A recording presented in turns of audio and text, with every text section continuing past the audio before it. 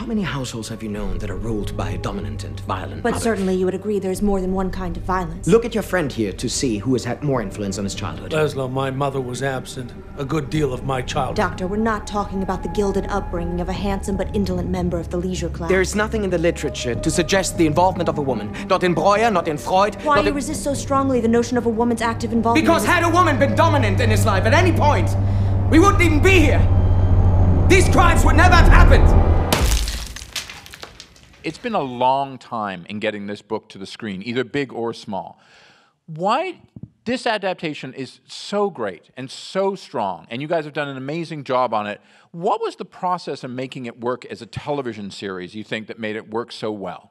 I think being able to have 10 hours to get under the skin of this character, I think was crucial. That's, I think, why television is a perfect platform for adapting this book by Caleb Carr. And I think being able to spend time with Sarah Howard, Chrysler, and more, I think, 10 hours. They deserve 10 hours.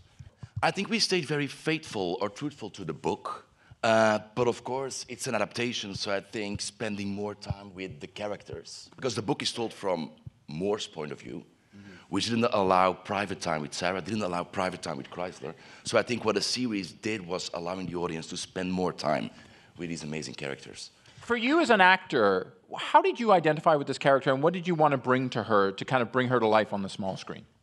Well, I think seeing a female character in 1896, we're used to seeing a certain kind of woman in that time, because there were so many things that women weren't allowed to be and weren't allowed to do. And Sarah Howard, she's the first female to hold a position at the New York Police Department. So I think that description alone sets her apart from any other character I've played or a lot of characters that we're used to seeing on the screen. So I really wanted to show a strong character in this time period who is pushing the boundaries that have been set for her, but also showing the boundaries that are there and kind of how those negatively affect her day-to-day life too, and sort of how she deals with that. My character, not only mine, but also Sarah Howard and everybody else, were pioneers exploring new fields back in 1896. Psychology had just been born. These guys had to face a lot of obstacles, and they had many enemies, exactly, and there were many prejudices. And so it wasn't easy for them to work as a psychologist.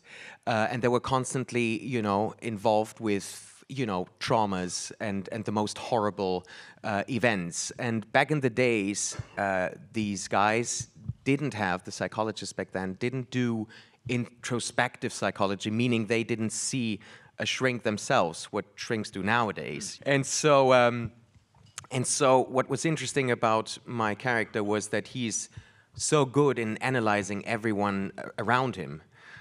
Similar to the stuff you read about Freud, but when it came to himself, he gets very nervous and gets into a temper, like we just saw. I think Sarah is the one that kind of pushes him to confront himself and to confront, when he does something wrong or why he does something, and so that's when their tensions sort of arise, when she kind of pokes him one too many times. You talked about the pushing back, but that Sarah does for Daniel's character, and to some degree for Luke's, who's a slightly more sympathetic character. It's so timely right now. Here's a book that was written in 1996 about 1897, Theodore Roosevelt as police commissioner, and yet in 2018 it feels like this is the story we need to hear and tell right now. For you, after it comes out, it's on TV, people are watching it week by week. What kind of reaction have the two of you gotten from people in that sense? I think that it's one of the scenes is very similar to stories that we've been reading the last 6 months of women coming forward with their stories and harassment in the workplace. So I think that, and it's been kind of a difficult thing to talk about because on one hand you want your story to be relevant and to be modern and to speak to the people that are watching it, but I wish that it wasn't for these reasons. But I hope that by examining the past and that it's created positive conversations now to see that the same things were happening in 1896 that are happening in 2018. And I've been approached by a lot of women and men, especially women who have noticed that and that's kind of moved them.